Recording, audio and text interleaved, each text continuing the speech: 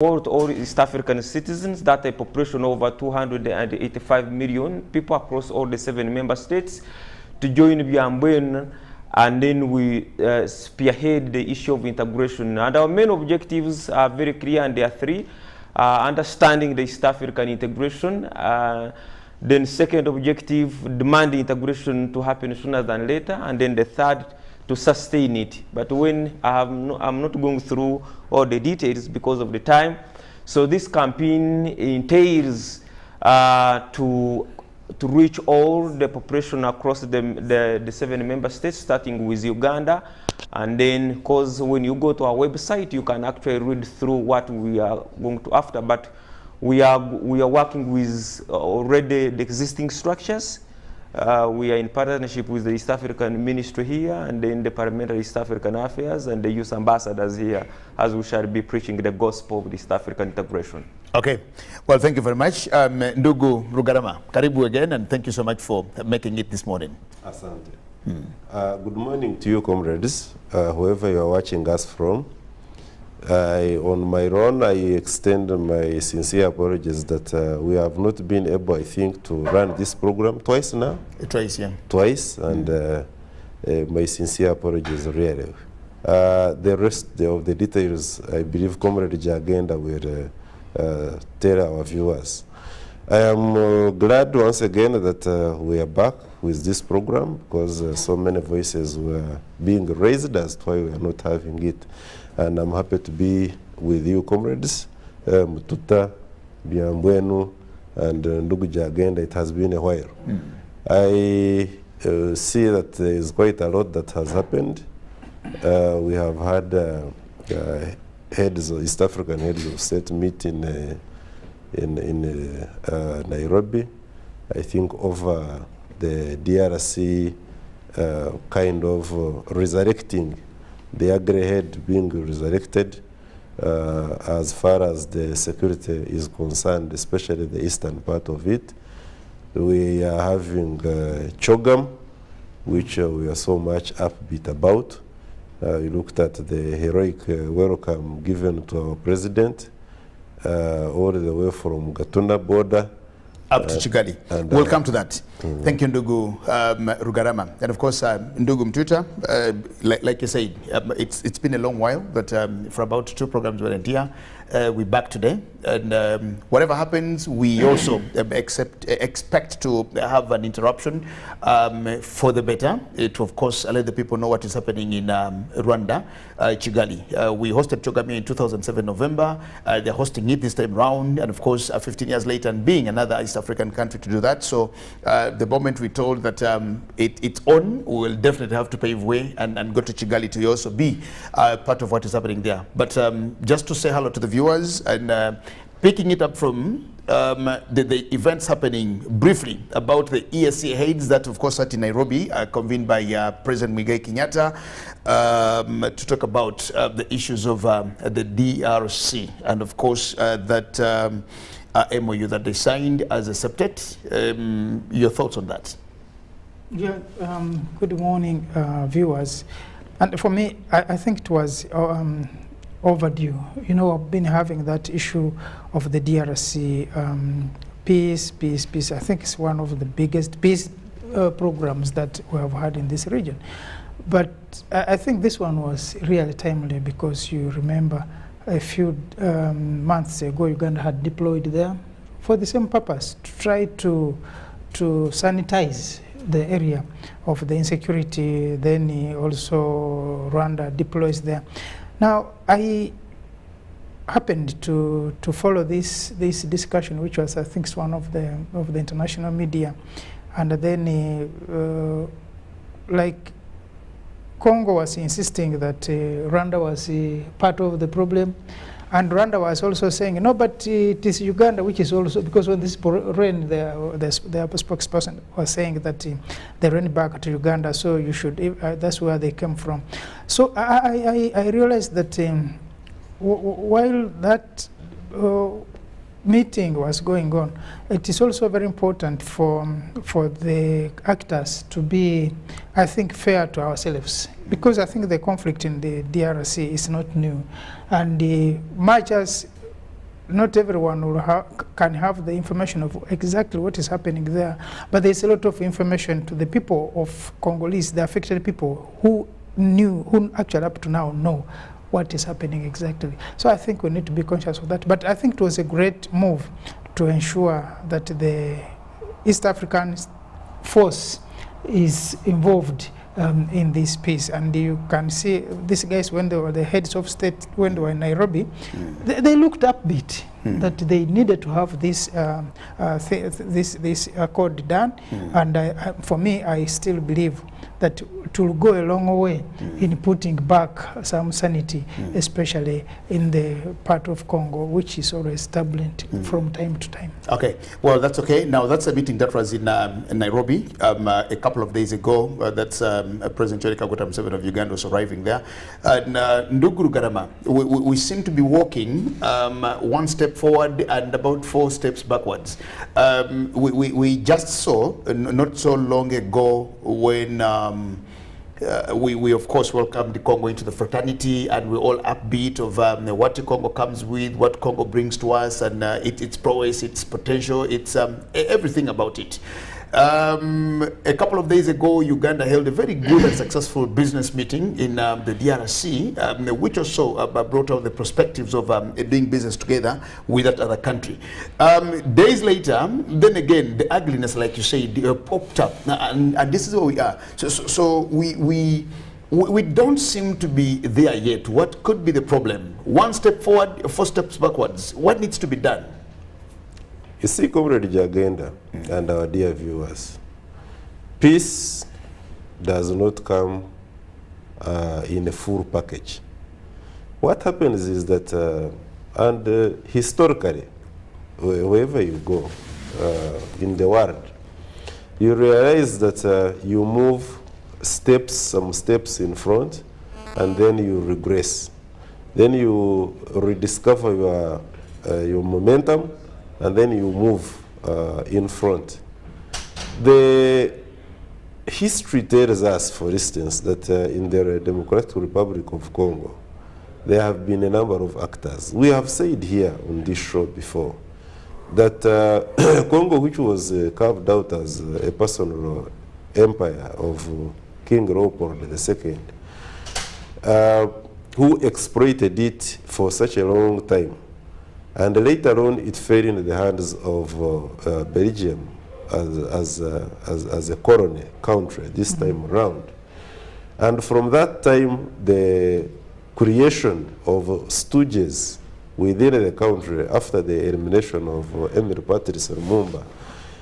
And now the quote-unquote involvement of United Nations under MONUSCO and MONUSCO, which we know that those bodies are actually proxies of certain countries, especially the America and her cousins. You cannot expect that the East African community will come up with a program of peace restoration and economic development in DRC, and the enemy who has been at the forefront has never left, and is not part of that solution that we are talking about. He's just going to let the East African community have a failed day. I want to start from that point. Now, what does that mean? That as the East African community and DRC herself galvanizes efforts to prepare herself into attainment of peace, which is a big component to development, we should be aware that the enemy is on the lookout and he has not left. Now, this particular enemy will create and empower the M23 and all other players. And I'm not saying that within the East African community, probably we do not have people who are not progressive. They may be there, and some may actually be there not working for themselves, but may be working for the bigger enemy.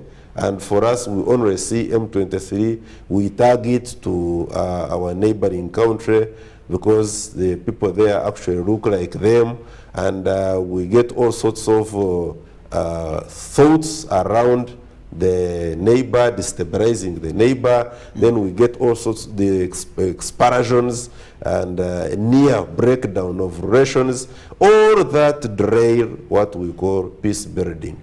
Now, this area gets us talking, but I want to state that I am optimistic. I am optimistic because I have seen peace building all over the world. I have seen even some countries wait 99 years plus, like in the case of Hong Kong, to get back to China, to get back Hong Kong.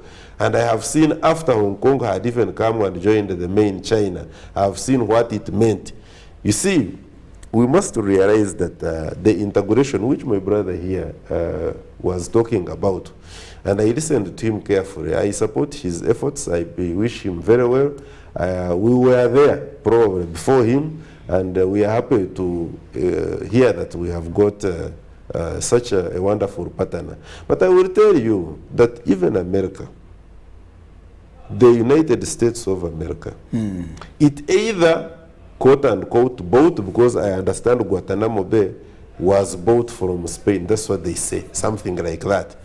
The states themselves within America, they were either bought using money, others were compared to confederate under forceful ways.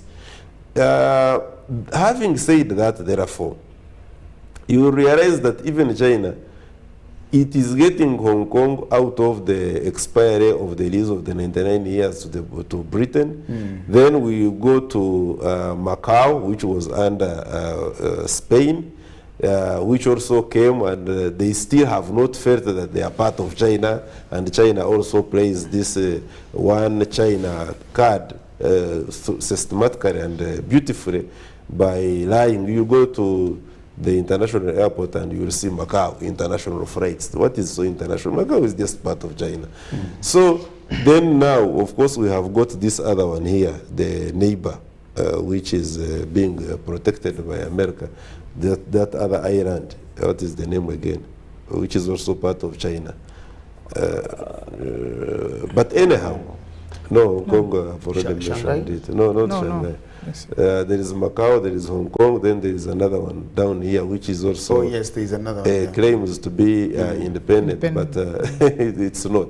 The point I'm trying to make is that our efforts as a regional body, having brought on board DRC, to have to rid DRC of all the internal conflicts for purposes of making DRC, putting it on a development and peace trajectory, is not a walk in the park.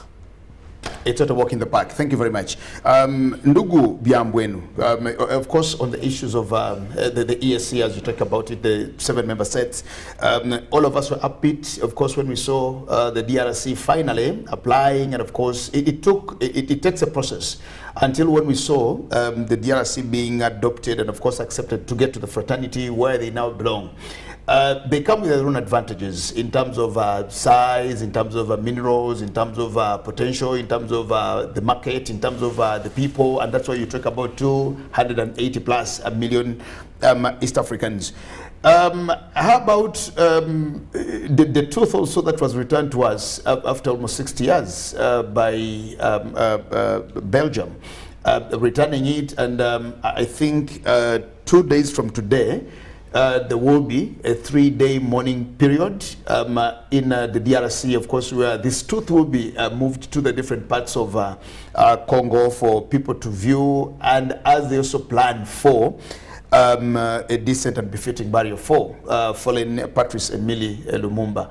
What do all the things mean to us at such a time? Yeah, like what my brother has explained has given us the history of how all those things started.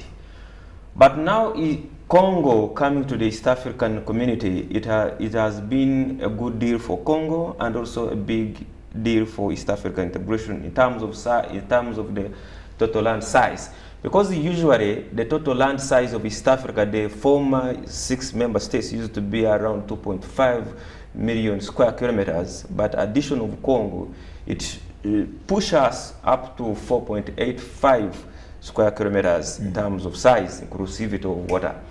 And then when you look at for example, the population, the Congo itself, Kinshasa, has almost 25 million people, which is actually the largest city in the region.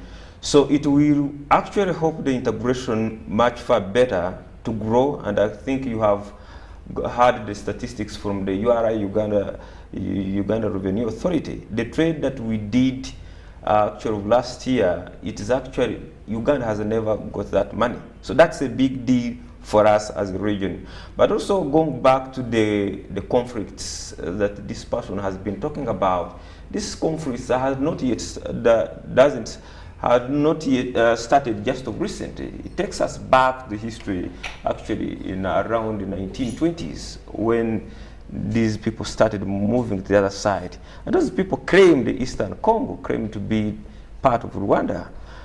And then, but that's not the case of the case that I had to make, because as long as we are all in Africa, we have many things in common, and those are part of us, brothers and sisters. Actually, me, I'm not calling them the Congolese, I'm calling them the East Africans, since we are going to the foreign integration.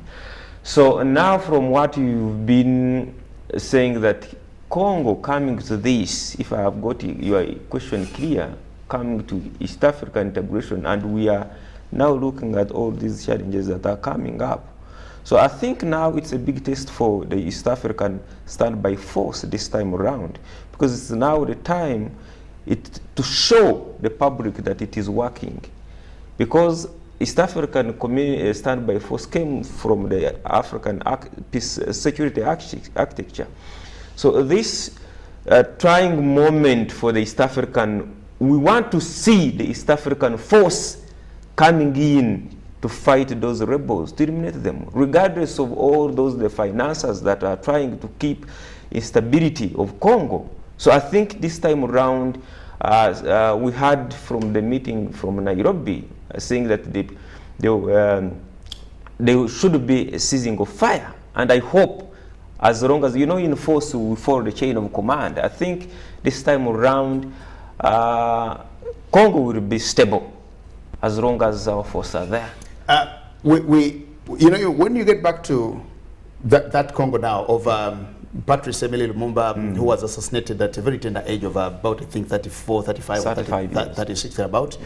And looking at that Congo thereafter, of course, now having one stooge in there, Mobutu Sese Seko for such a very long time, and nothing really happened to Congo, except for some other persons benefiting from Congo, not the Congolese or the Africans, as you would think.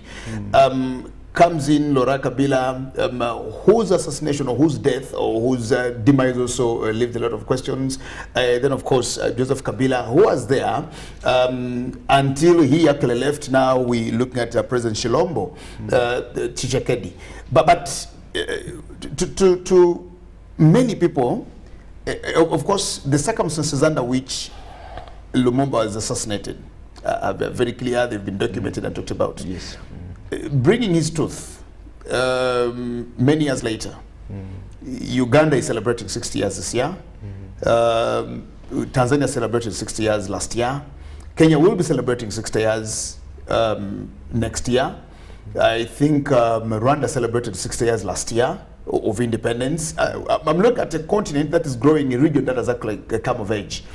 The truth now, and of course the first that comes with it, Rwanda is organizing CHOGM as the second East African country and the sixth African country. Kenya is getting ready for the elections in less than 50 days from now. Tanzania just went through elections, and of course they're managing their own issues there. We just went through an election last year. We are bringing Congo into the fraternity. As Congo comes to the fraternity, we are now seeing a region being sparred. Then M23 comes up. As M23 is organizing us, presidents are sitting here. Then Belgium also says, we have a gift for you. And here is the truth. It's going to rotate around the Congo country for people to view and eventually, what are all these things here for and what do they even mean? Of course, Belgium is trying to tell you that we are still in Congo. Congo, you have never been independent. And what does that mean to us now as East Africans? That means that we have never been independent. Our jaws were taken. We are not independent, to be realistic.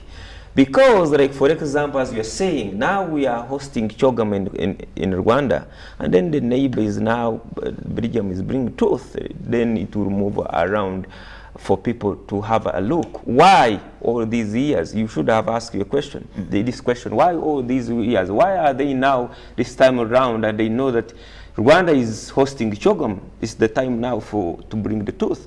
Because our focus would be yes. the 7 East African countries, of course, saying, well, CHOGM is back to us. Let's galvanize our energies and synergies and support and all the things, and let's showcase the East African region. We now talk about the truth. Yes, the truth. Which I think should have come back, but why now? And what is it intended to do? Yes, sir. Is it a mockery or so? No, that's what actually I'm saying, that Belgium is actually trying to send a message to Congo that we still with you, we still hold you, regardless of what you went all through. Because there was actually even the plan, the time when Lumumba was assassinated, there was actually the plan for him to be eliminated. You know, I'm not going through all that.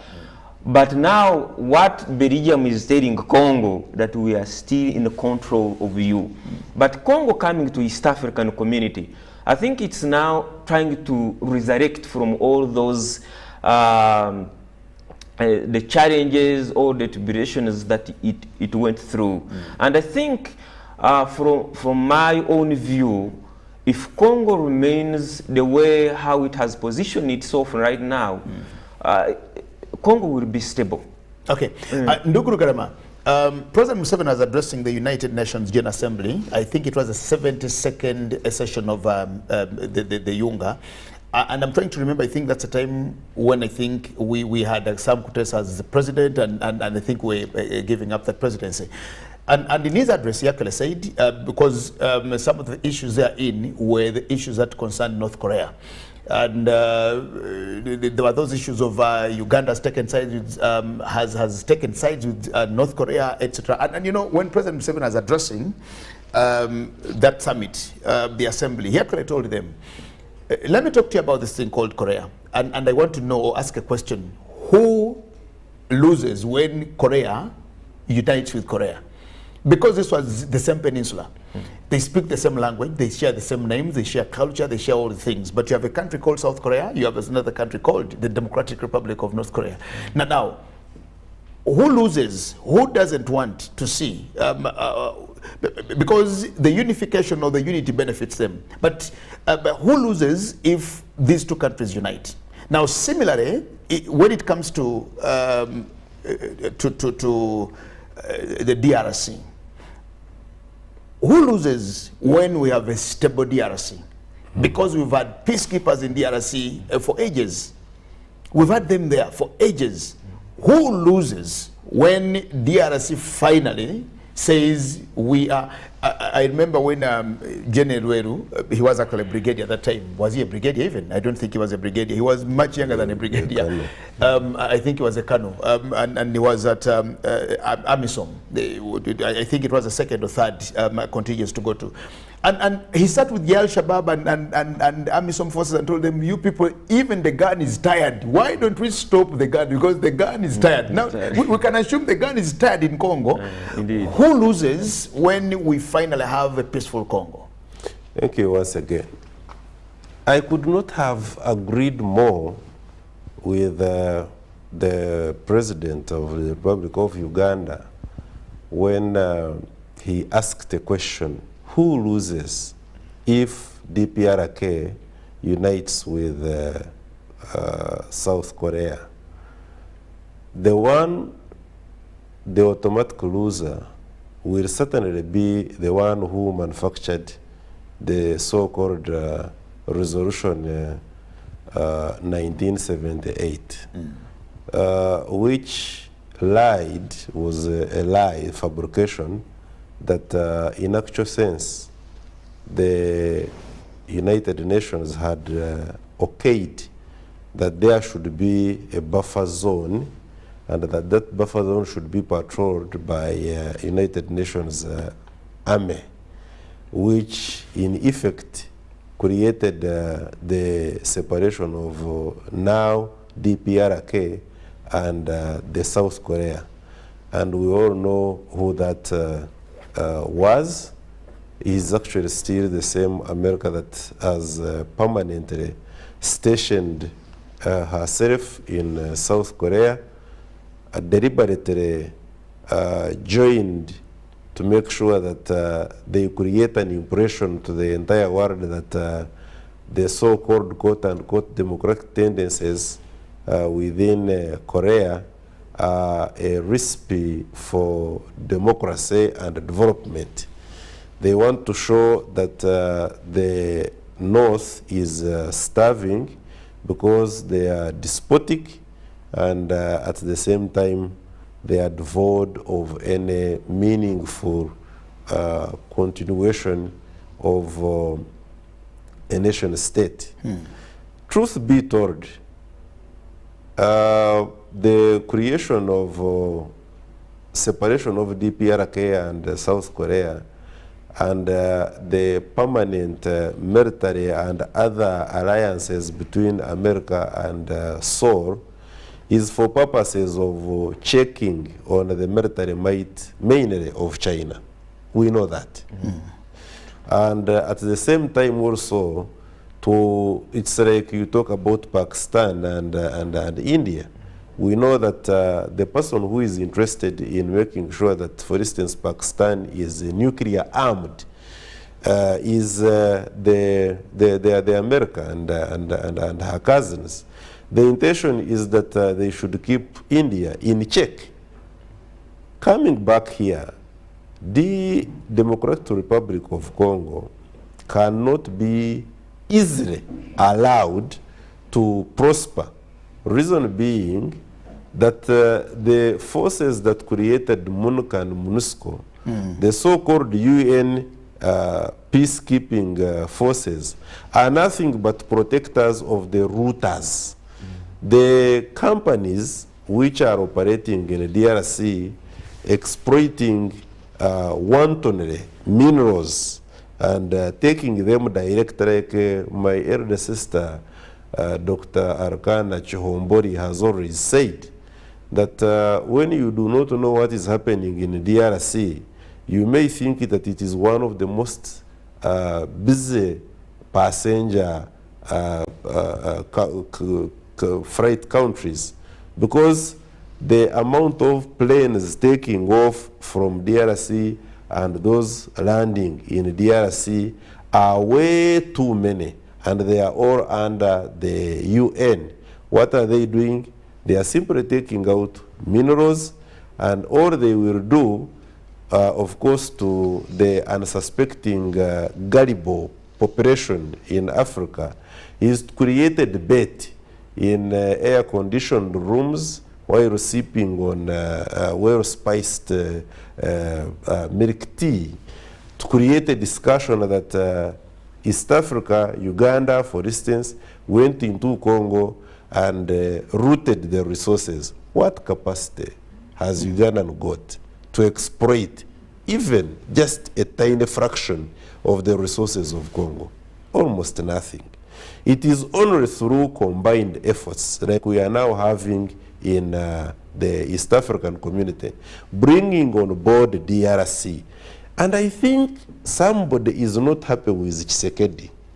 And if I'm not mistaken, somebody must be, like they have done in the past, somebody must have been behind the attempted coup that happened not many months ago in DRC against Tshisekedi. Because this is a man who was, I think, greatly underestimated. But when you look at what he has managed to do in a little space of time, getting the DRC into the fold of the East African community, making sure that he strikes relations between the neighboring countries, which are warm and cordial, for purposes of getting her people out of the shackles of poverty and putting DRC on the development trajectory, is something that is akin to and reminiscing of Patrice Emery Lumumba. What led to the elimination of Patrice Lumumba? He went on a public rally and he asked a question. Who is benefiting from the huge resources of DRC? What is my next mission? My next mission is to make sure that we together develop the resources, exploit the resources of our country for the benefit of our people, and question whoever is doing it not for our own good. That was he bought a one-way ticket for himself by making that statement. Therefore, who is to lose if DRC is peaceful? Who loses? America loses, Europe. Belgium loses, although Belgium's role now is also waning. The entire conceptual West loses. But mainly, those that I have talked about, Western Europe and America, certainly will lose. The efforts of the East African community, the regional bloc called EACA, coming together, bringing on board DRC, which, by the way, was a mistake, quote-unquote a mistake, because there are those who never wanted DRC to be part of such a body like East African community. And they are watching.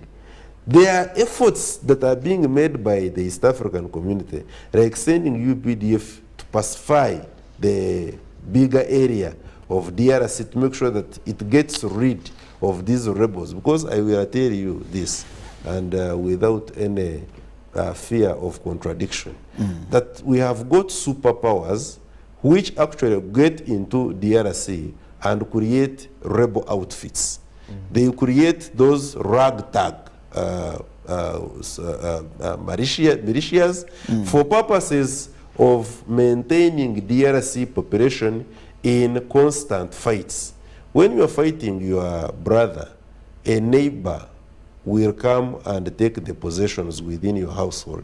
And this is what has been happening for so many years, that the confusion within DRC, which look to be internal, you have not seen these gruesome pictures of people coming with machetes and killing their own village mates, people coming with AK-47s, the creation of M23, the other rebel outfits are all geared towards making sure that there is perpetual destabilization, non-committal to development agenda, making sure that therefore the powers that be who created DRC for purposes of enriching themselves will not want to see the efforts, be it of a leader like Tshisekedi or along with his other brothers in the East African region, to get into the problem solving of what has constantly and for a very long time been bedeviling the efforts of DRC and her population. I want to conclude by saying, therefore, we must brace ourselves. If DRC is going to develop, like we are all looking at development of our continent and East Africa in particular, we must know that if we were fighting, our fighting efforts were at 65%, we must improve it to well over 85% if we must get something moving in the DRC.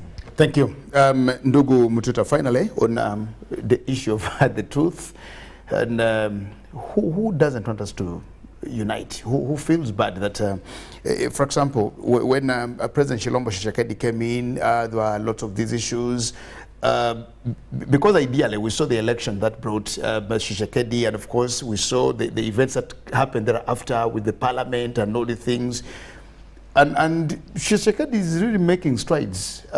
He came in, and we had just come in, and he was actually immediately appointed as president of the chairperson of the AU summit, and we're seeing things happening in his first term as president of the DRC. Could somebody be working to ensure that Tshisekedi does not see the light of day? Well, of course, I think that is very clear, because even when you look at the way he came in, many people still up to date didn't believe that he could be a president for this long. And for others thought it was going to be a puppet for some other forces. But I think he has proved himself right on that, and those who thought so, who underrated him, must be wondering what to do next. But at the same time, I think this issue, unfortunately, not many voices have come against it. But where on earth do you carry a tooth? A golden tooth. Really? This is foolery. Absolutely. Mockery. It's mockery. Someone actually called me and wanted to engage me and said, as a Pan-Africanist, I went to hear, he said, that's mockery. Yes, really. Mockery. Why now? And what does it do anyway? In Africa, we don't bury tooth of people, let alone that this one is only one. And then I know of cultures where people carry the skull or the whole set of teeth, and they can't. But really, to get someone you killed and then you bring us back, that we are now giving, I think Africans, we're being either too good or we're being too naive. And the way we look at some of these things, because this would have caused an annoyance, and the Africans should have done something. I personally very disappointed on that. I thought someone will come up either in this one of these ongoing meetings to put the opposition clear, but anyway, maybe that will be something for some other day. But when you look at what people are saying, who benefits when DRC is in chaos, and who wants it to be in chaos? First of all, I think we blame the West, we blame everyone, but also the Africans have to be blamed. Because we have not also shown that leadership that we can sustain ourselves. For how long are this guy is going to walk in and tell us this and do that? I think it's a high time we also did something. Can't we, like I said last time, even if we don't mean it, can't we also cause sanctions for some people to say, you guys should never step here? Or something should be done to ensure that we also have ownership of these places. But if we are going to allow every other person to come do this and go, because they say we are weak, fine, I don't think we are weak. The problem is that we are mentally brainwashed.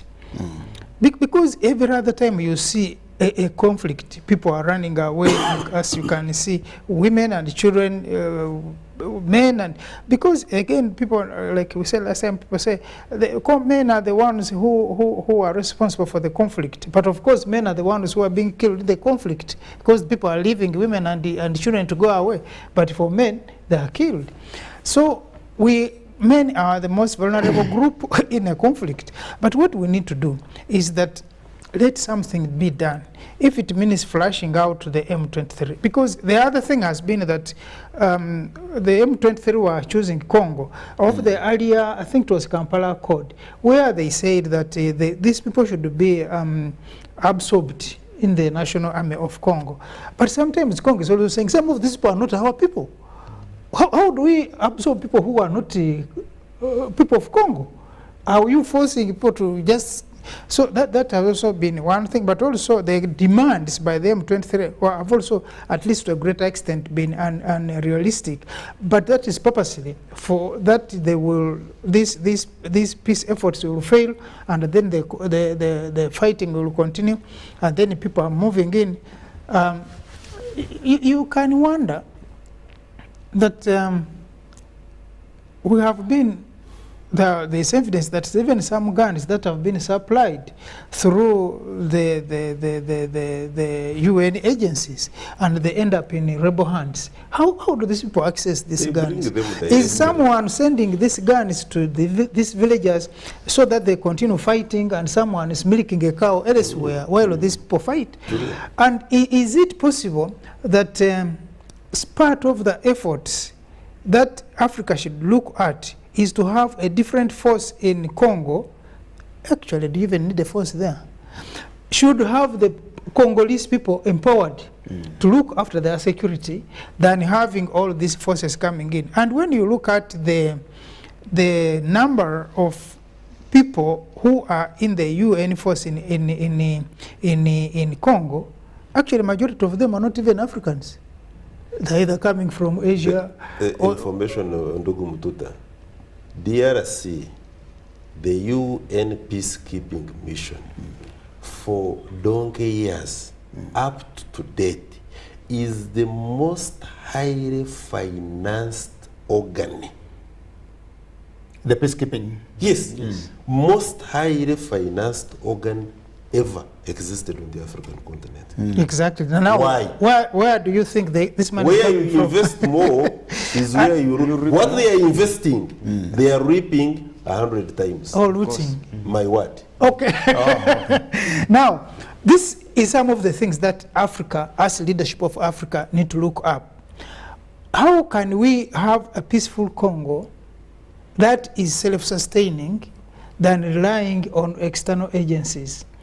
Now, the issue of whether Russia comes in wanting this, America comes in wanting this, that cannot stop unless Congo has been empowered to be able to look after its issues. So I think the move by the East African leadership to ensure that we have a standby force that is coming from within East Africa will be, because they will be more conscious, they will be more responsive, they have relatives, they have friends, they have people. So they will have the connection to ensure that the peace in this part of Africa is sustainable. Other than that, I think whoever does not want us to have that peace will definitely continue with the games to ensure that this part of Africa is destabilized for purposes of, like Ambassador Chirombo says, extraction of minerals and other precious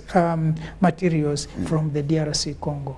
Okay, well, thank you so much, gentlemen. And of course, we carry on with our Pan-African Friday. My name is Jagen Asemakula Ziksoka with the Pan-Africans, of course, in studios here today. Ndugu Mtuta, Ndugu Rugarama, the chairperson of the Pan-African Movement, Uganda. And of course, our guest today, Mr. Byambwenu Peter from the East African Forum, just right there, also very passionate about Africa and its integration. And of course, from your submission, you talked about East Africa becoming one country by 2030. Of course, a very good dream, and its realities. And I think we'll also get time and get more engagements into that to actually just look at it. Looking at the individual partner states and how we run our political cycles, the kind of democracies that we run in our independent or partner states, to see how that really happens. Because in Uganda, we just elected a president last year. He's been in office for 1 year. Kenya is just electing in less than 50 days. Tanzania has had one, I think, for 2 years now. Rwanda, I don't know when the next election is supposed to happen in Rwanda. And in Burundi, we've also just had, I think in 2020 is when we had the president come in, President Evariste Ndayishimiye. And of course now in the DRC, where we saw President Chilombo Tshisekedi also coming in. So to make it one country, of course, the unification or the coming together, the integration economically is taking strides. The political federation, which is the ultimate dream of the ESC, is what we also wait to see. Now we'll just take a very short break in less than 2 minutes. Then when we return for our next hour, we of course now get into issues of CHOGM that is happening in Rwanda. And of course, to our very good viewers out there, my very good friend Tina Winnie Buhure Rukundo, you're watching the program this morning. Thank you so much and good morning. We'll take a break and come back shortly.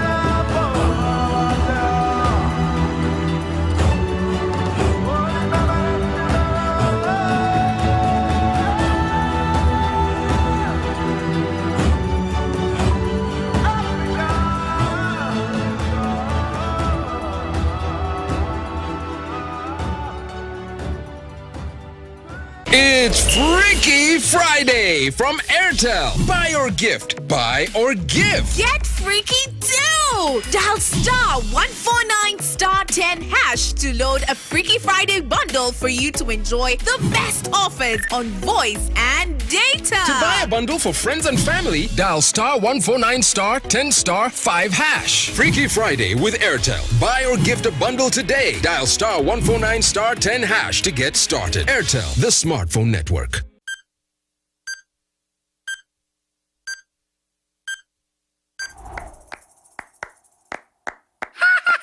Hey, it's time to play. Let's go! Be glad you came.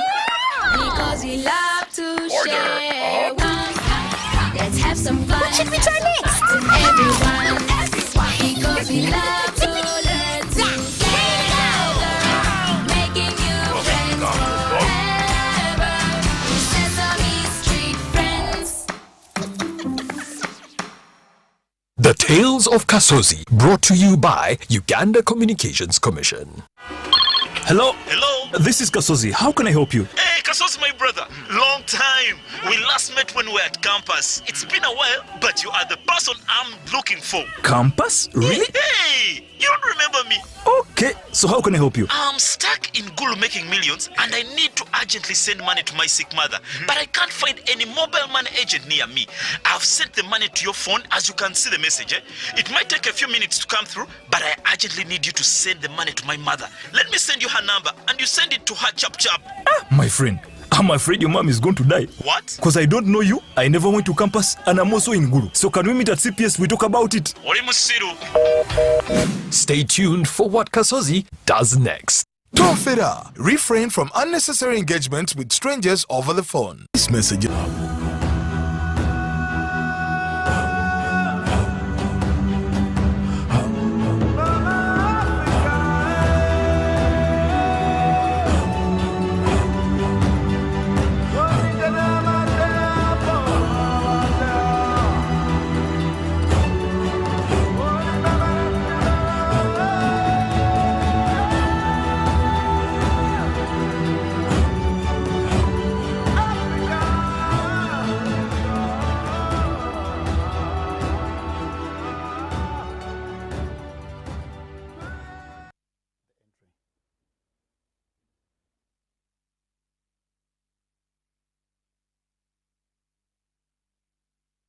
Well, good morning once again, and thank you so much. Welcome back from the break. We continue the Pan-African Friday. My name is Jage Ndasema Kula Zikusoka with the Pan-African team.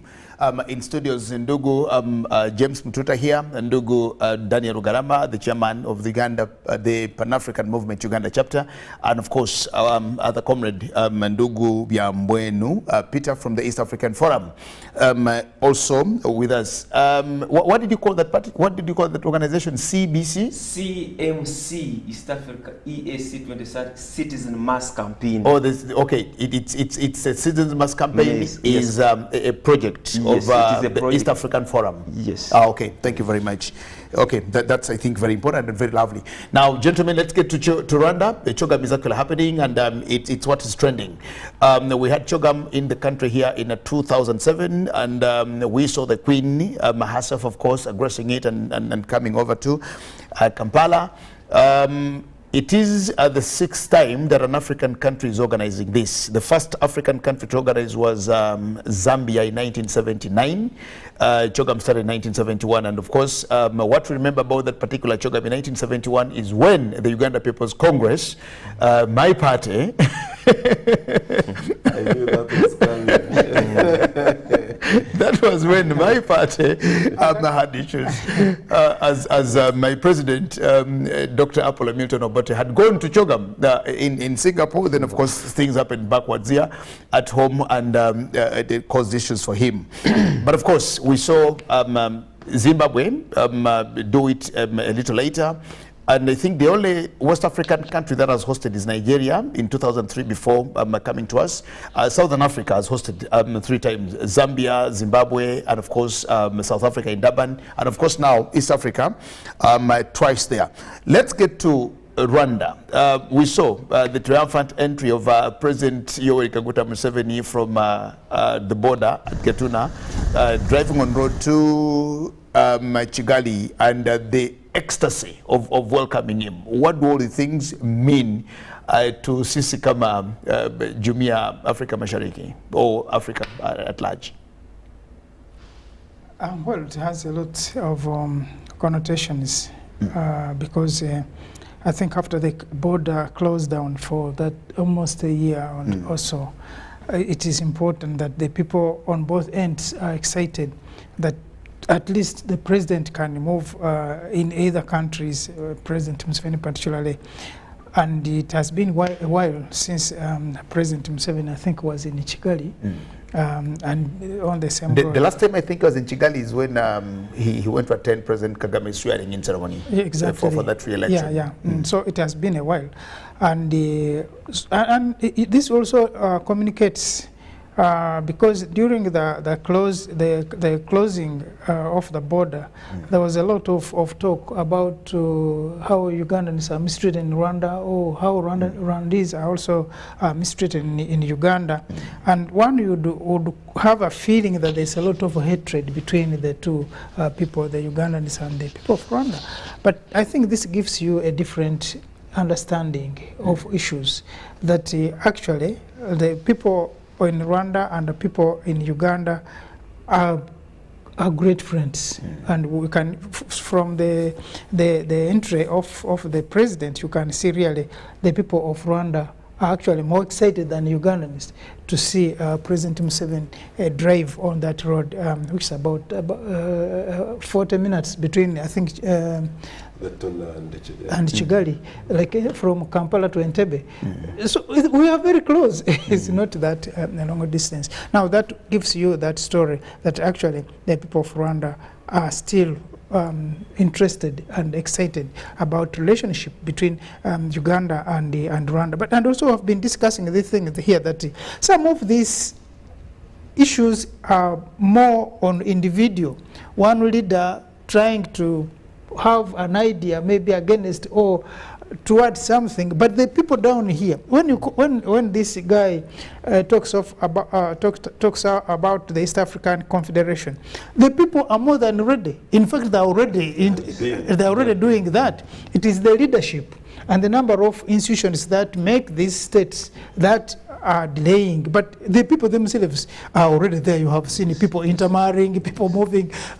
So it is not that the integration is that very far-fetched, but it is actually a number of issues that are administrative and at the leadership level. But the people of Africa generally, let alone East Africa, are more and very ready and willing to have at least one entity where they will all belong as the black people as the people of Africa, and also push an agenda. In fact, if that was done, we wouldn't be talking some of these things we are talking today. How do you take one tooth and put in a box and send it to people that you are sending them a person they should be going around all of the and we are not talking definitely about the reparations. Surely. Exactly. We'll be talking reparations. The economic devastation.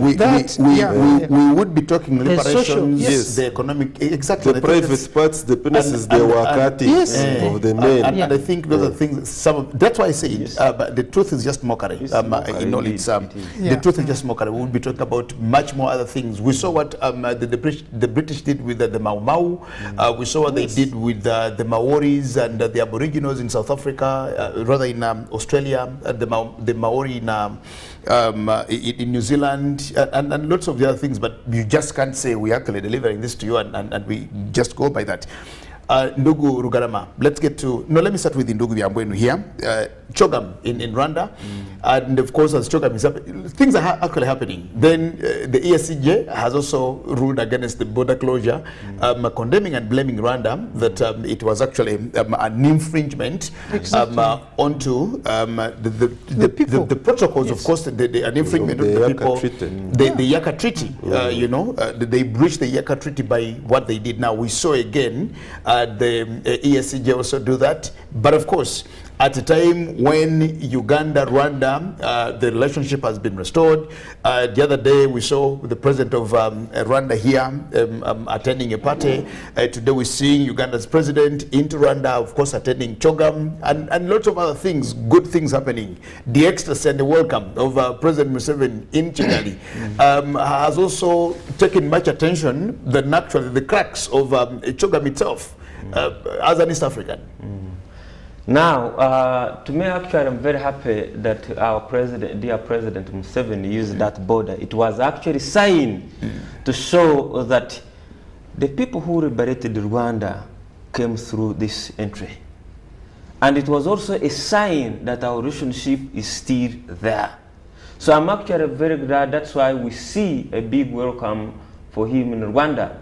So, and then when you talk about the CHOGM, because now the issue is about CHOGM. When you look at the CHOGM, I think this is now the 26th meeting of heads since its inception, I think in 1971. And then when you look, it's a CHOGM, someone to get a sense of CHOGM. CHOGM is an alliance of 54 members of 54 independent countries with a total GDP of 13 trillion US dollars, less than to that of America and China, actually 4 times of Japan. And the population, the total population is about 2.5 billion people. That's a big trade in terms of trading. And CHOGM coming to a second time in 15 years to East African community is a big deal also. You know, Rwanda joined in 2009, CHOGM. But also we would ask ourselves, why is it that the former French colonies now applying to join CHOGM? That's a question that we should ask. Why can't we be independent? Than, because like actually in this meeting, they're expecting Togo and the Gabon to join the CHOGM.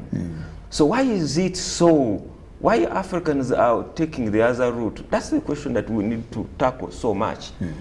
It's a vote of no confidence to France. Yes, so are we not, can't we stand for ourselves and say, no, it's now time to make our decision? Even when you look at the themes of this CHOGM, it's about health, it's about Ukraine and Russia, and in human rights. Innovation. Innovation is one of those. Yes. Now, why are you bringing now the Ukraine war in this CHOGM? Because now there are countries in CHOGM that did not actually abstain, for example, Uganda and Tanzania. So now they are going to tell us that now, no, we, the Britain, the UK, all nations should have voted against that. So it's not necessary actually to bring Ukraine war here. Then and human rights. You know, the Western conceptualization has been like that. Because, you know, they define us the kind of democracy that we need. The multipartism, periodic voting, and human rights, these NGOs and so on. So we never lacked our position of defining ourselves. It is coming to, it is already in Rwanda, though it will hope in terms of, there is a lot that will be done, and then I think Rwanda will actually get, like they have been using. But also, to me, why is it that we African all the time are being summoned? Because now this CHOGM is telling us that no former colonies of Britain should not go away. Let us bring them closer in this border, in this alliance, where we can resolve our issues, where we can donate money, where we can donate a lot of things. Then we shall never have that sense. I'm someone who doesn't actually support CHOGM. I want to be open. I don't support CHOGM. I want to see an Africa alliance also that we, because we are tired of being summoned all the time. This is now the time to decide ourselves, however much we cannot rule out to be in those alliances, but it's now to put a limit. So that's actually that's why I wanted to come in. We may castigate, we may wish away, but the issue is, can we, for example, this country called Britain, of course, bowed out of the EU, and as they're bowing out of the EU, they are still looking at the other fraternities where to belong. Yes. You look at a country like Turkey, of course, an emerging superpower, another very vanguard country there of President Erdogan regime. Also being looked at now with its own vantage position of being a country that belongs onto two continents. It's in Europe, it's also in Asia. And today, of course, when UK says we are breaking away from the European Union, they stayed in the EU, of course, having assented to their protocols. They stayed with their money. As Germany lost their mark to adopt the euro, as Italy lost their lira to adopt the euro, as Spain lost their peseta, as all the others lost their francs and etc., they stayed with their own money. And they said, okay, stay with your money. Now, the money that rules when you go to the Europe zone is the euro. It is the euro. Even when you have a pound with you, and you can't trade, you can't even actually go to. It's happened to me with my euro, with my pounds in pounds. Actually, I had pounds and dollars, and I was in German, and I couldn't even have a cup of coffee in a coffee shop anywhere. In a coffee shop on the street. Nobody could actually entertain me until you have to go to the bank and they give you the rate which they actually want. Now looking at all, of course, all the things happening, and of course coming back to us. We just adopted Kiswahili the other day. Yes. But the languages that we have at the African Union, we speak English, we speak French, we speak Portuguese, we speak Spanish, and I think another language, and Arabic. Yes, well, Arabic, you could and soon we shall have the Chinese language here. Yeah, but why wouldn't we? If the headquarters were actually built for us by the Chinese, then why wouldn't we? Our headquarters were built by the Chinese, so anything can still happen. But in Ndugu, Rugarama, but also you have forgotten that the United States of America was under Britain, but because she's so powerful, she cannot be ruled by the Britain. China was under even the Britain. But exactly, that's what I say. Why African countries all the time, even they are prying? That's what I say. That the problem of Africa is not America, it's not whoever wants to rule us. Yeah, but you see, we also need to sensibly argue this. What defines us as Africans? Because when you talk about Americans, Americans have their own definition. When you talk about China, you actually talk about one country with 1 billion people. One country with 1 billion people, there are quite a number of languages. So many languages, after about I think 57 languages. Yes. But Chairman Mao Zedong said, no, we need to adopt a language, and of course they chose Mandarin. Now Mandarin is a language. They learn Mandarin when they're still young, they write Mandarin, they sing Mandarin, they do Mandarin, and they export Mandarin. Just look at Africa. You move from here to there, you cross over and go to not far away from where we are here. Just go to Sudan. You find everything different. Yes. Yes. Yes. Anyway, Ndugu Jagenda, some of these debates are very deep. And sometimes when you certainly bring them as a true Pan-African that you are, it gets us thinking. Maybe, of course, time also is not our best ally. But suffice to note the following. One, and you brought it up here rather jokingly, that we have got Britain, which just ran away from the European Union. But they have never relinquished their hold onto the so-called Commonwealth states. I want to state that there is nothing common about the so-called Commonwealth, maybe common poverty. And Britain has, of course, it is the hangover we usually talk about. The former Great Britain, as they used to call themselves, have now been overtaken by India in terms of economic growth. They are no longer, when you are rating the economically empowered countries, Britain was overtaken by India about some good number of years, maybe 5 or so. And probably India should also start thinking of carving out spheres of influence. This CHOGM thing you see is just a renaming. They renamed to the Commonwealth after Britain had lost that clout of the great Britain Empire. So they looked for, and we gained semblance of independence, at least flag independence. So what happens is that Britain, not wanting to lose out, coined and said now this is Commonwealth countries. Basically meaning that all these countries we are talking about were former colonies of Britain. If you asked me, I don't think that we have departed far away from the former British Empire.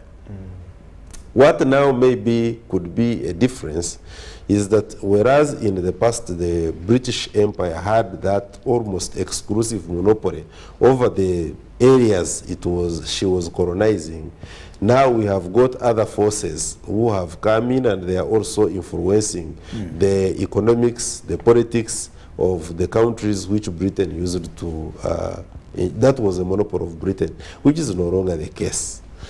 What we see now also is that we are no longer talking about countries which were directly colonized by Britain as members of the Commonwealth.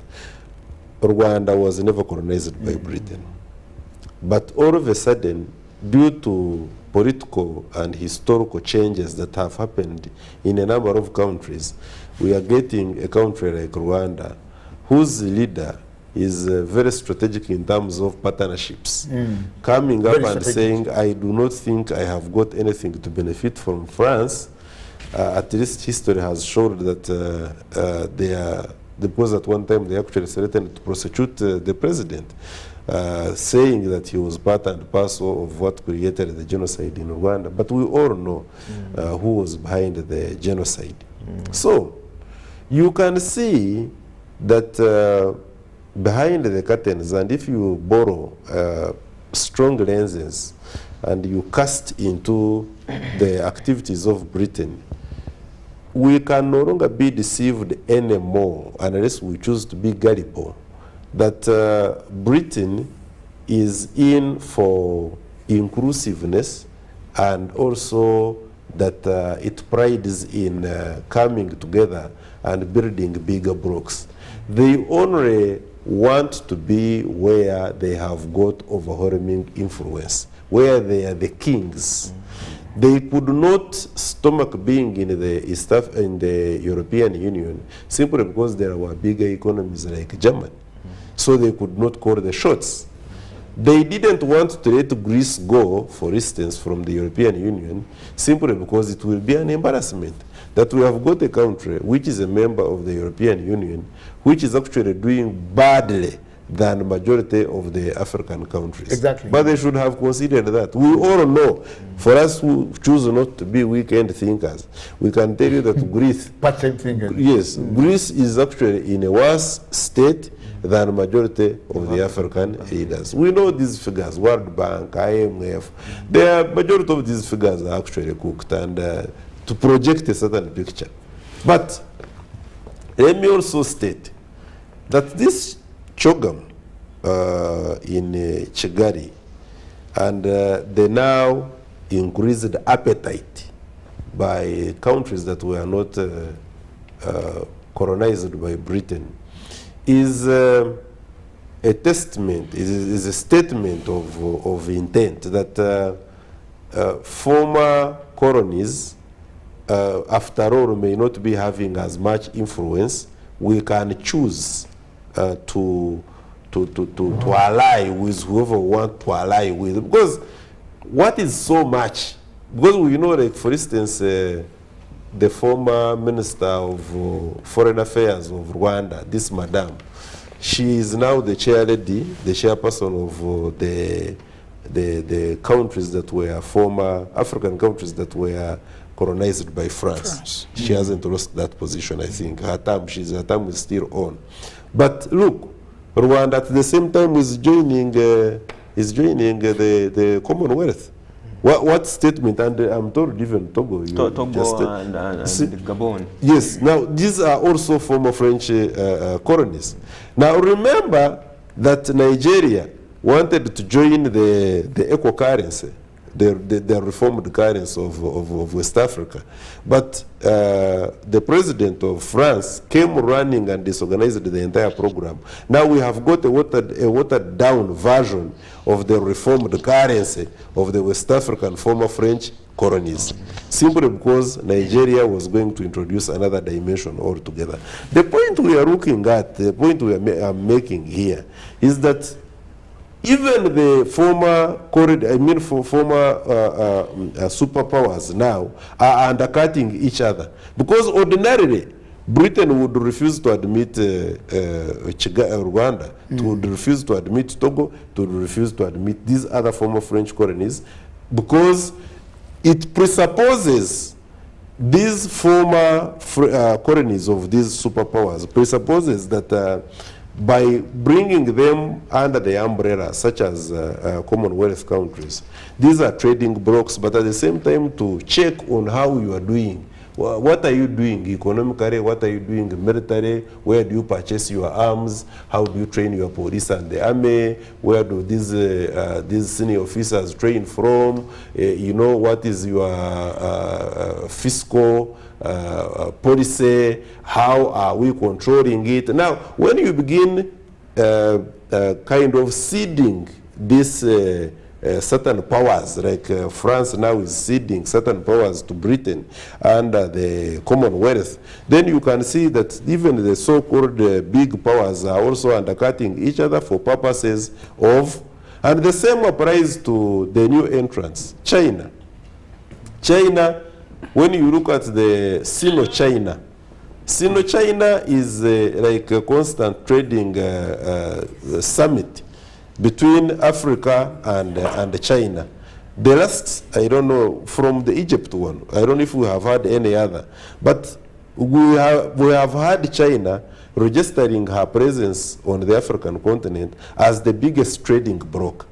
Now, will you be talking about the former French colonies? Will you be talking about the former British colonies being mobilized under Commonwealth? Because it is now who am I trading with, who is contributing the well-being of my people. So at the end of the day, you can see that we have got constant threat in the economic influence, and at the same time, we are having alliances shifting to some of these new entrants, such as China. I want to conclude on the issue of the grand entrance of the President of the Republic of Uganda in Rwanda. To start with, there was no problem between Uganda and Rwanda. I want to state this very clearly. To start with, there was no problem at all. What was there was, in my opinion, there was, I think, a breakdown in communication. Now, whenever there is a breakdown in communication at top leadership, you always have problems. Even a rumor, a mere rumor, will translate into something very big. That probably there are rebels, spies here in Uganda who are spying on the Ugandan government, that they had infiltrated police, that our police was being used to, you know, take some of the suspects back to Rwanda. Because all these things have been in papers. Don't live here and say these were Garama's words. No, everybody read these things. I don't want to start making statements somewhere. But who didn't see this? And in a number of debates that we have had, NBS Frontline, I've been listening to Andrew Mwenda and his other discussants at one time when this came up, especially when Senior Comrade Kagame came for the birthday party.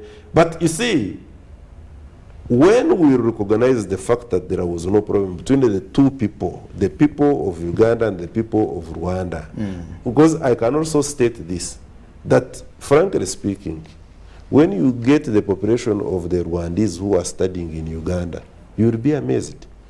A university like Kabale University, which is now a government university, has got its population well over the population of the student population, well over, if I'm not mistaken, I will get my statistics correct, 30% from Rwanda. Yes. So what are you going to do? We have got areas, especially the Kato corridor. The Rwandese who are having 1 foot in Rwanda, but I can assure you they are 70% Ugandans. They are here. Yeah, to give in all the corridor. I will take the information. Okay. Let me just conclude this. So, you get the sense, therefore, that what happened should not have happened. I am glad that the East African Court of Justice, was it the court? Has come up and has also made a ruling and pronounced itself very clearly on what happened. A little bit late, but all the same, at least we have that record. I'm glad that we sorted out. You see, what did it take, for instance? To show you that breakdown in communication is the problem. What did it take for Uganda to mend her relations with Rwanda? What did it take?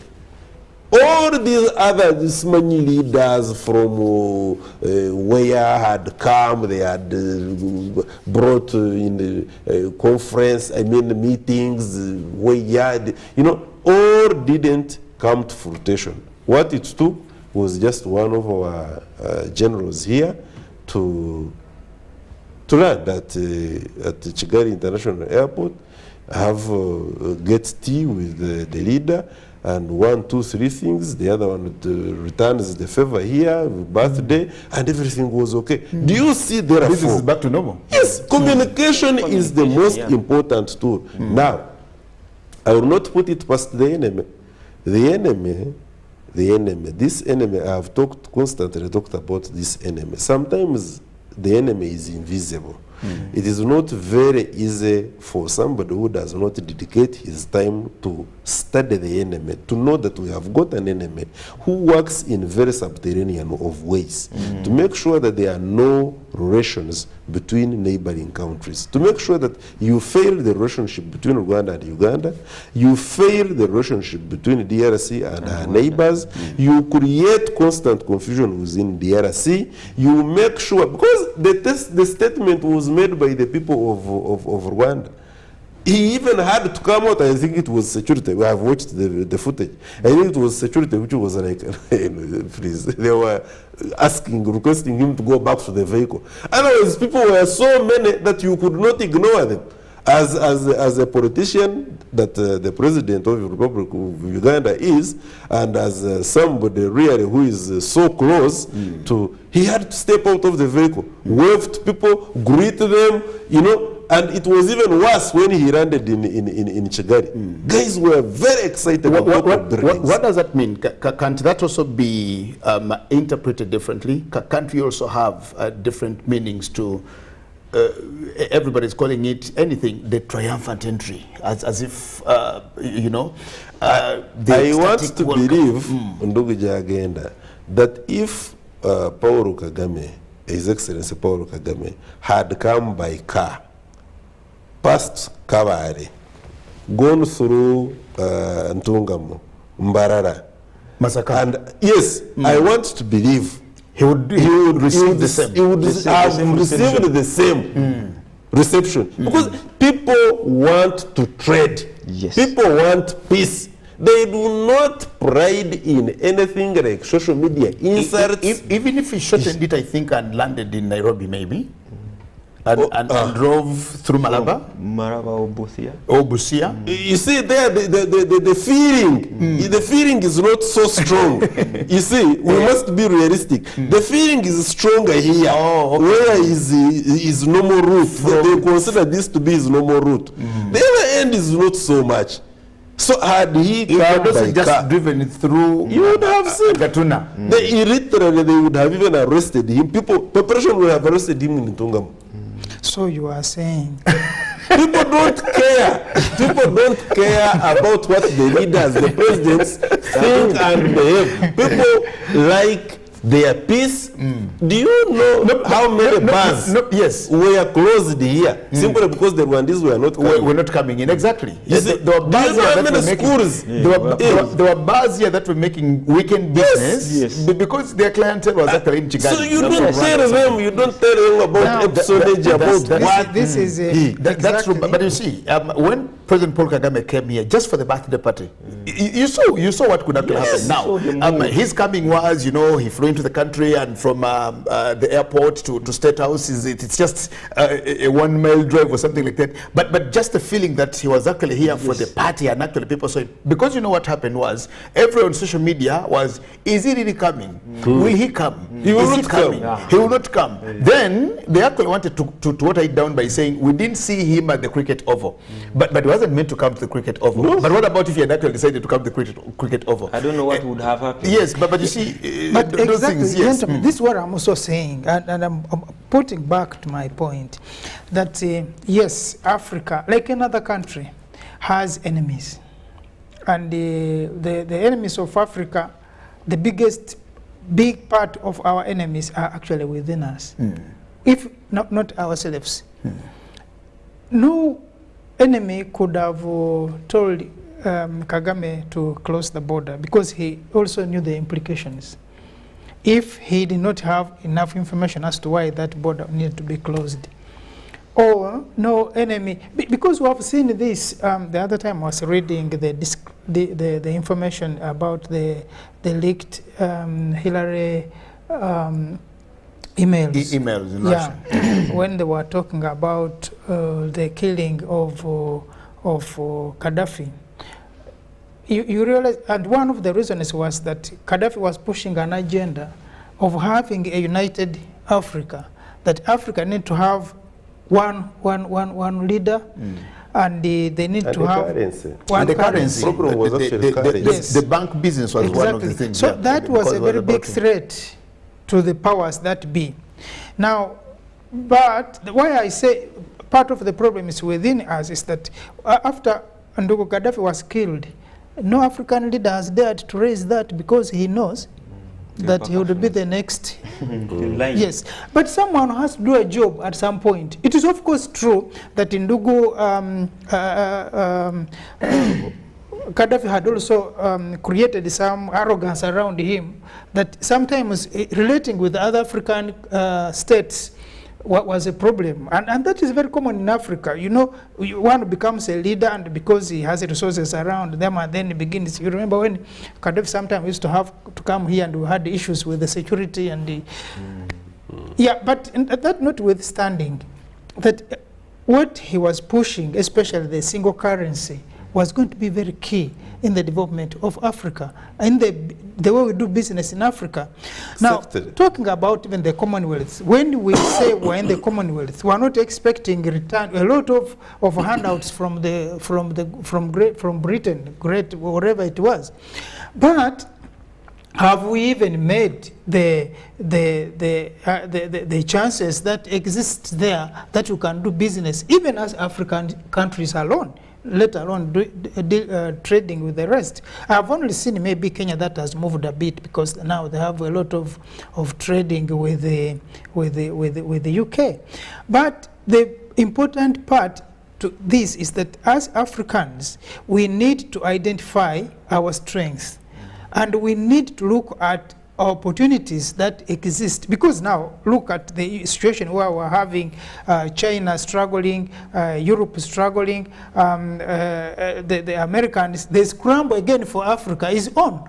But as Africans, do we make use of this scramble that we can benefit from the Chinese, from the Americans, and the rest of Europe? You have not built the capacity. So, and when shall we have that capacity? So that's what I'm saying, that maybe some of these blocks, like now you have the East African bloc, you have the ECOWAS and others.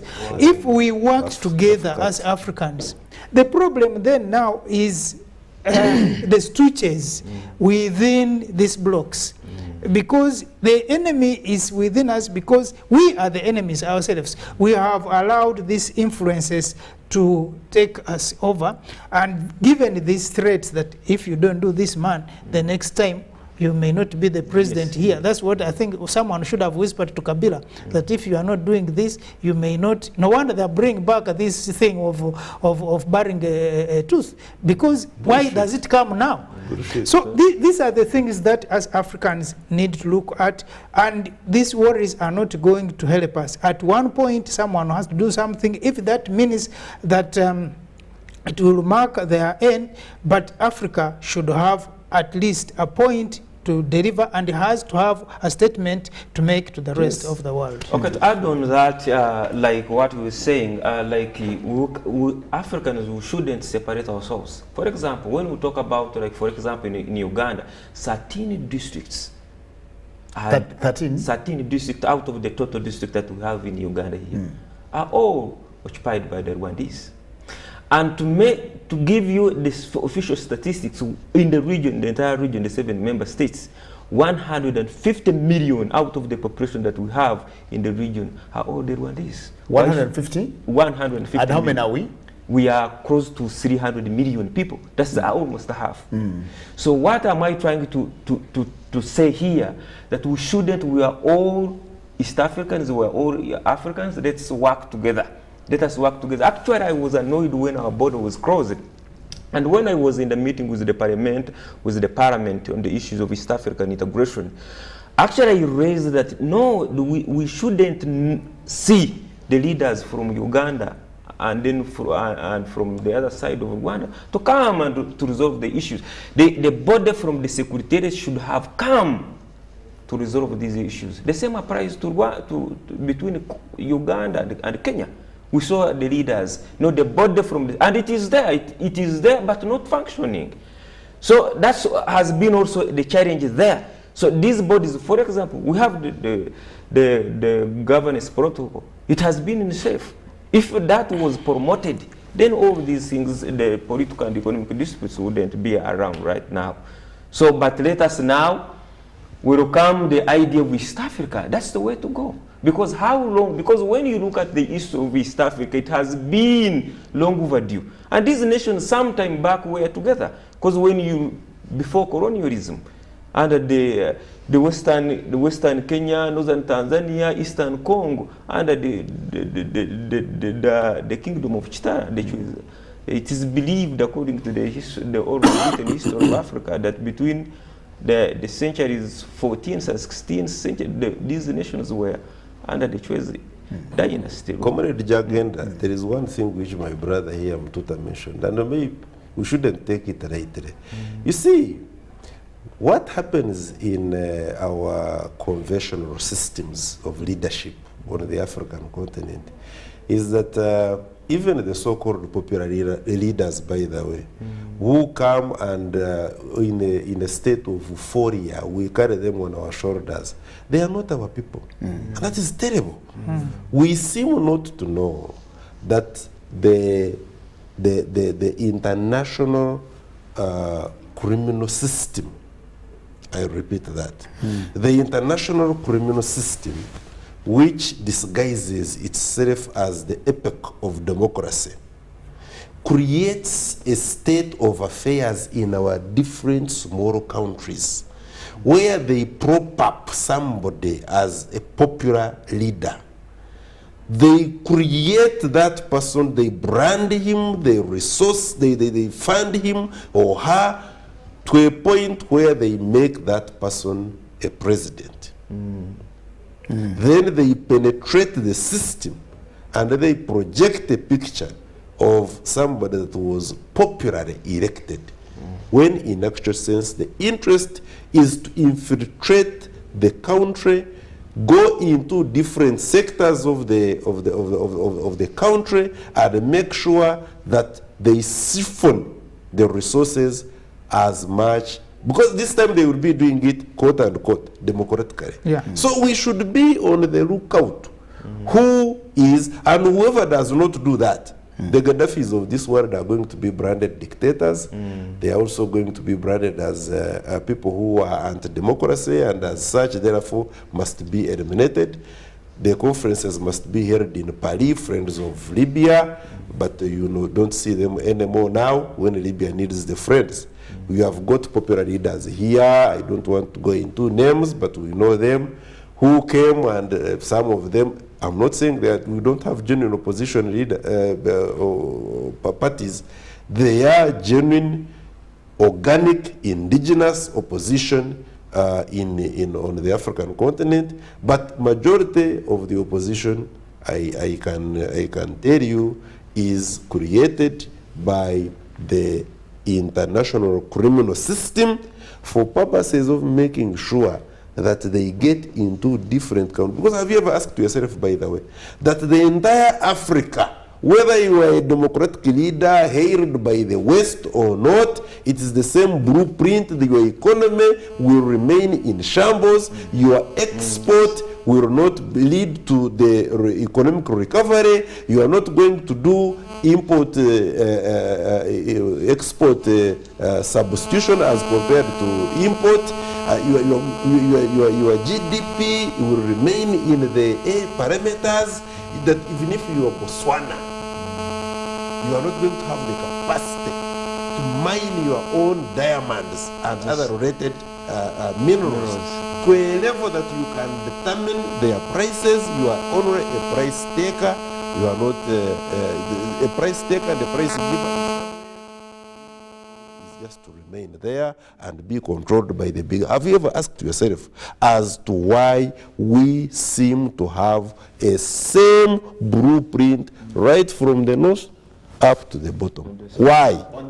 Are we all dictators? Are we all condemned, cast to have the same presidents who are dictators? Because dictatorship seem to be the panacea for development, according to those who prescribe to us what informs development. Okay. Gentlemen, we have about 15 minutes to end the show. And of course, like we promised, there will be Chogam coming in from Kigali in Rwanda. The time now in Kigali is, I think, it's 9:46. We are 10:46. They are an hour behind us. But of course, later on, we will have to tune the people to what is happening in Kigali for them to be part of that. But again, away from all these conversations, anything to pick from Kigali, anything to take from Kigali, apart from saying we saw the Prime Minister of Canada, we saw the Prince, we saw the Duchess, we saw this, we saw that, and of course a fanfare. Anything to pick from, at the end of the Commonwealth Heads of Government meeting, there will be resolutions, there will be things that of course will be reached to. And of course, away from saying now the people in Kigali are making some business with the hotels, with the transport industry, with that. Anything to take from Chogam after that as another African country, and of course to say this is a need for us as the continent of Africa after hosting all these heads of government. Mututa. Well, until a few days ago, I think I didn't, of course I hadn't been following online that we were going to have Chogam in Kigali. But I think that pre-fanfare, given what we had in Uganda in 2007, in 2007 wasn't as much. Of course, Kigali is, it's a small city, fine. But I think they couldn't have what we had here. You know, knowing the Queen was coming, everything was polished along Entebbe Road, and everywhere there were many things. So I think I didn't see that, but maybe it was not highly publicized given the media in Kigali. But I also know that. Given the Ugandan experience, that after we had the Chogam, what followed was a lot of arrests, a lot of reports, a lot of investigations in terms of how the money was spent. Arresting People who Yes. misuse the monies. Exactly. Okay. The Some professor people even died. Yes, yeah, there was yeah, exactly. Some people died out of that effect. I hope that's not going to happen in Rwanda, because if it does, then it will be bloody. Then the other thing is that I hope there will be lessons that we'll have learned now that Britain has pulled out of EU. The biggest allies that it has is now within the Commonwealth. So I hope something comes up in the Commonwealth that will make Commonwealth more relevant, especially in the place of economies like now. And the only other big feature which also needs to be followed up is that it's not the first time, but we are also seeing that the Queen of England was absent. Is absent actually in this particular forum, and one of the reasons is that her health, I think, is not very good to allow her. She was 15 years younger when she came here. Exactly. She was 15 years younger. But you can even see the son is growing older than the queen, so you can understand. So for the first time, I think she's not participating in this CHOGM, but she's well represented by the heir to the throne. Of course, yeah. Yeah, so that I can see. There's also that dimension in this particular CHOGM. Okay. Byambwen, what do we take from CHOGM? Whether you like it or not, it's happening, and it will continue happening. And it will continue happening, even when you don't want it. What can we pick from it? Because we have our own meetings, we have the AU summits that we normally convene at Addis Ababa, we have all the things. But what comes out of them? We will be in the boardrooms, we will be in these meetings, we will sign protocols, we will, of course, get an MOU, make a communique, and of course wait for where next CHOGM will be, just like we wait for these annual events keep happening to us. What lessons we pick from this, or what should be the expectations of CHOGM having happened in Africa again? Yeah, like for example, in Rwanda, it is now ongoing, and Kagame is going to be the next year until the next CHOGM. In terms of like Rwanda would benefit in terms of hotels and hospitality. But as my brother has explained, that we don't want to see what really happened here. For example, even the hotels here that were built by then, they are no longer functioning. They are not sustainable, in other words. They are no longer functioning, or maybe those who are functioning, but at a lesser extent. So we don't want to see that one happening there. But for the Rwanda this time around, has reaped some money. That is good towards the economic development of Rwanda. And also there will be some promises of which I think in the future will be implemented, and Rwanda and the other members will getting some good things. But since as I had said earlier, that being in that alliance, African countries should have a limit, not to see other countries joining. And you might wonder in the next 20 years to see almost like, because as of now we have 19 countries and CHOGM, African countries. So if Togo and Gabon join, that will be around 21. So I don't want to see numbers of African countries joining the CHOGM, because we need to define ourselves.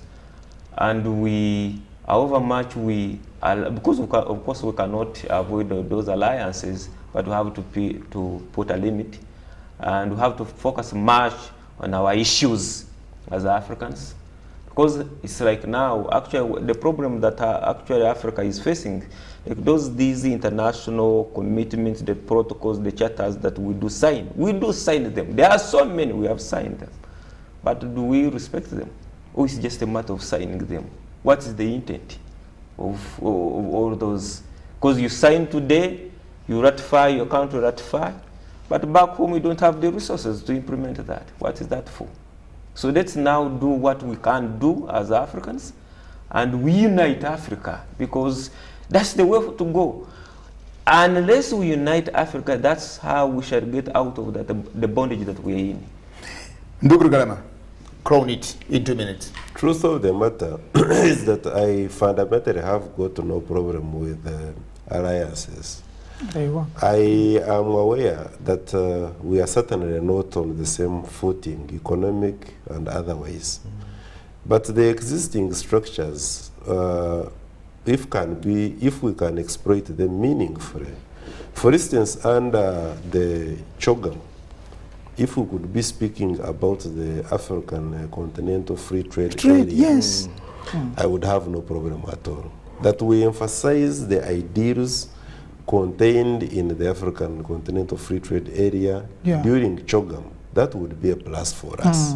Sure. I want also to state that some of these bodies, like the Commonwealth Organization, this now what we call the CHOGM in short, will outlive their usefulness when superior organizations do come up. And the ideas, yes. Because when you, for instance, crystallize your ideals, your vision in the African Continental Free Trade Area, you will find that you have a bargaining chip, a bigger bargaining chip as a continent. And you will not be taken for granted like it has been our problem here, claiming that these bodies like CHOGM do take advantage of the weaknesses within our systems as a continent.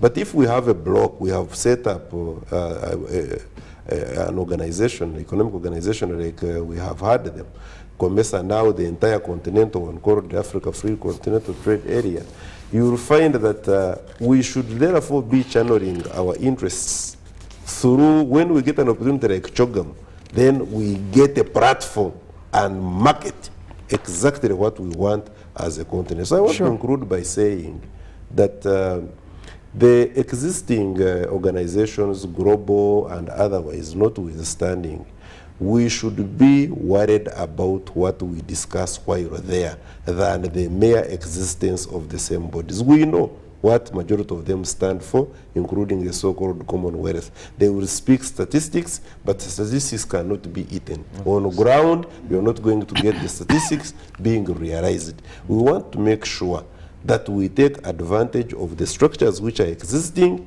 we weaken them for the benefit of strengthening our very own. That's true. Thank you so much, comrades. Thank you so much, Ndugu Peter. You're welcome. From the East African Forum. Next time we talk about the degree that has caused trouble in Nairobi from Kampala. Oh, Sakaja's degree? Are you talking about Sakaja's degree? Yeah. This is a degree? Sakaja's degree. But there is also one from Germany. So, let's talk about the degrees in Nairobi, I think. I hear degrees that have caused issues. But there's one from Germany also. From Germany, which of course also caused issues. A German university offered issue a degree written in English and in very clean. And we talk about the German of 1940. Oh dear.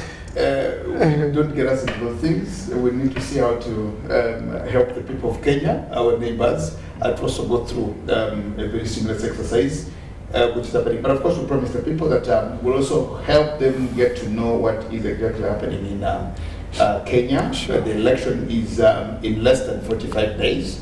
9th of August, they will be voting. 9th of August, they'll be voting. And of course, the vote is between UDA and Azimio. So we'll wait to see what happens. That's the third one.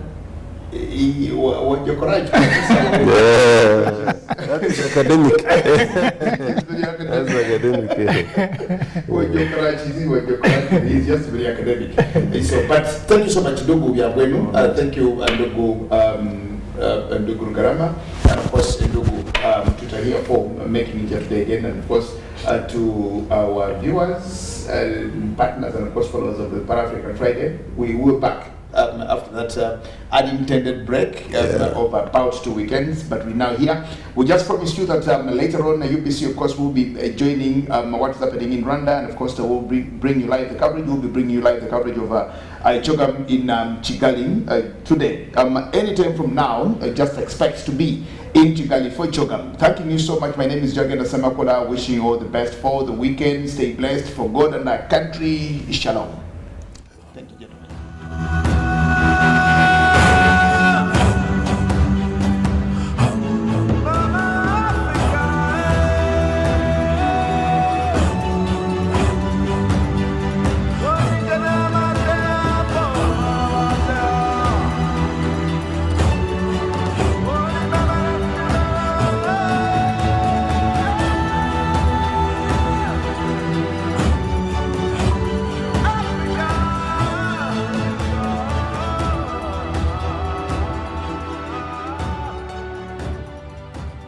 The Kabaka Birthday Run 2022 is back on Sunday, 3rd July 2022 at Lubiri Mengo. This year, the run will be physical and will be flagged off by Sabasaja Kabaka at 7 a.m. Come out in large numbers once again to Lubiri Mengo. Run for a cause to fight and end HIV by 2030. Buy your ticket today at 15,000 Uganda shillings from Airtel shops at Tobani Center, New Taxi Park, ShopRite Building, Benchwanka Street, Majestic Brands Office at Bulange Mengo. You can also buy your ticket using Airtel Money. Dial *185*5#.